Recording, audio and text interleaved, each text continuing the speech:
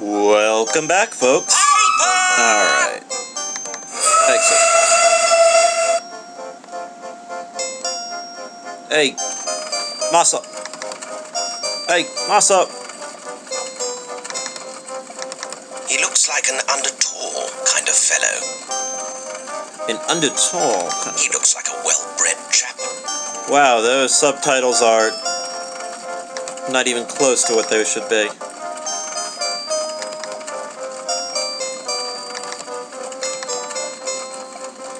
This is just rough. Come on. Moss up. Moss up.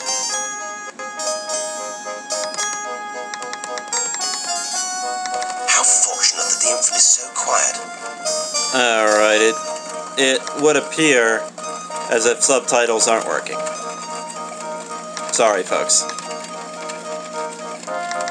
Come on, get in the taxi.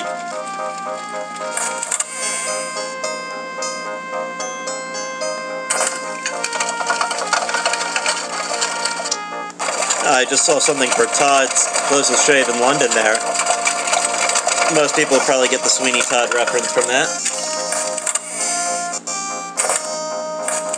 Alright. Instruct the driver to wait here, Mossop. I may want to go out again later. Righty-ho, sir. Yeah, subtitles aren't working. I'm just gonna turn them off my next chance. Home at last. Fetch me a drink, Mossop. I need to relax a little before I make my report to the Queen. But you're not due to report in for a week, sir. Better make it a large drink then. What? Hello, kitty.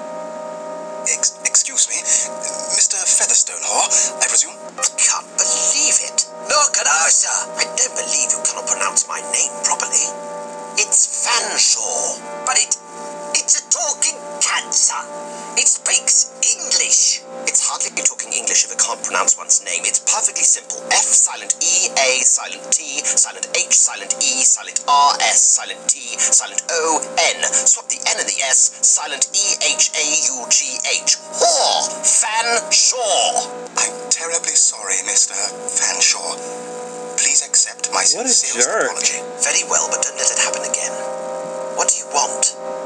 I'm desperately in need of help from a renowned gentleman such as yourself. Oh, you want a job? Well, I'm sorry, but I already have Mossop here for my manservant, and I'm happy with his work. But if you can cook anything other than as a mash and manage to take a boat trip without shouting your lunch at the fishes every 5 minutes, you might be in with a chance. Oh no, Mr. Fanshawe. I'm not looking for work. That's typical of the youth of today, Mossop. They think the world owes them a living. Too true, sir. You misunderstand me, sir. I am here to implore you to undertake a mission. A mission so dangerous and so important that the fate of the world may very well depend on it. Of course. I beseech you, as a gentleman, to listen to what I have to say. As a gentleman, I'm obliged to hear your story, but make it brief, or Mossop, as a manservant, will be obliged to throw you out of my house. Very well, Mr. Fanshawe. Thank you. My story begins thousands of miles away on a remote tropical island in uncharted waters. There, deep within a mountain, lies the diabolic laboratory of Dr. Dimzy. Who's Dr. Dimzy? He's an evil, twisted genius who has discovered the satanic secret of combining two different species to make a new creature altogether. He has a device that he calls the gene machine. The two original creatures are completely destroyed, and the resulting animal is so different, so strange. Mr. Fanshawe, what he's doing is against God himself. Sounds all right to me. Maybe this doctor could combine Mossop with a fish to get him some sea legs. You don't understand, Mr. Fanshawe. Dr. Dimzy intends to create an army of horrific creatures which he can use to take over the world. This all seems a bit far-fetched to me. I am living proof of his madness. He took a normal alley cat and combined it with a human being to make me. I was his 73rd experiment. Talking cat is pretty good evidence. You have all the sentience and intelligence of a man, but also the agility and suppleness of a cat. Yes, Mr. Fanshawe. Washing myself has a whole new meaning to me now. You wouldn't believe what I can bend over and lick. A real gentleman would never lick himself. There. Now, get someone else to do it. You know, I think this is just some sort of confidence trick to extort money out of God-fearing fellows. You're probably just some hirsute boy with a tail. Mossop, throw him out. No, wait. You're my only hope. There is no one else brave enough to conquer Dr. Dimzy. Oh, I'm sure there's lots of gullible people round who'd only be too happy to help you. But they don't have your reputation, Mr. Fanshawe. I'm sorry I bothered you. Huh. We really are a bit of a jerk. I thought you were the bravest adventurer in the world. The newspapers must have it wrong. Maybe I'll try Rafe Kingpiece instead. He claims that he fears nothing at all. Kingpiece? I wouldn't believe anything that rogue says. The man's a charlatan. He dyes his hair, you know. He's not naturally blonde. And yet I'm sure he would take on this mission. For a price, I'll wager. The knowledge that he had saved the world would doubtless be reward enough. Not for him. That bounder can't be trusted. If he saved the world, he'd probably keep it for himself. You give me no choice. Help me, Mr. Fanshawe, or I will have to ask Mr. Kingpiece. Well, we can't have that, can we? Mossop, hail a carriage to take us to Buckingham Palace. I'll inform Queen Victoria about the situation, and we'll have the Royal Navy sort this scoundrel out in short order. I'm afraid it's not as simple as that. Dimzy has spies everywhere. If a naval task force was assembled, he'd go to ground and disappear until he was too powerful to stop. We'll find someone else to help then. Who else would believe my story, Mr. Fanshawe? They'd think it was a trick, like you did. You'll have to do it alone. My master is not afraid to fly in the face of adversity. Thank you, Mossop. Just what exactly do you expect me to do? You must get to Dimzy Island and defeat the Doctor and his mutant army. Where is this island? The area is uncharted, so I don't know. Oh. You'll have to find it. My master can find anything. Thank you, Mossop.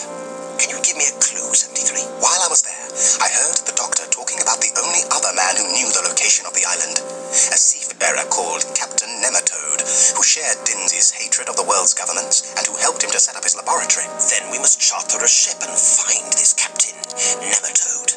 Mossop, what funds do we have left after our American trip? Not enough to charter a ship and a cruiser. In fact, barely enough to feed us for a week. Are you saying that because you don't want to set sail again, Mossop? Oh, no, sir. But couldn't we go on an adventure we could walk easily to just this once? Please? An ambling adventure? Couldn't we tackle a menace that's just a brisk stroll away? A threat that's only a jaunty saunter down the road? Who knows, sir? There might be a mad doctor just around the corner we could battle. Oh, yes, Mossop. Wouldn't that be just so convenient for you if the local family doctor turned out to be a crazy monster? I don't think so. Not a good, decent man like Dr. Jekyll. I don't go to him. I go to that nice young Dr. Crippen. Anyway, we really do have next to no ready funds, sir. Then I will have to raise the necessary funding myself. 73, you stay here, where you'll be safe from passing circus folk who may wish to turn you into a sideshow attraction.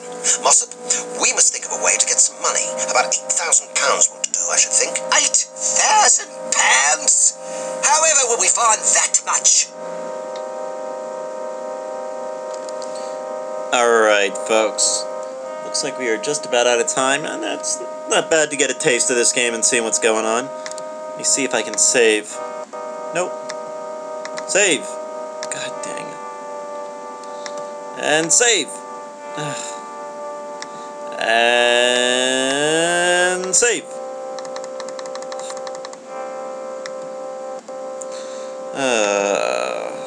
Can we turn the subtitles off? Yes, switch off. Alright, folks, as always, thank you very much for watching, and please tune in to the next one. Thanks for watching, folks.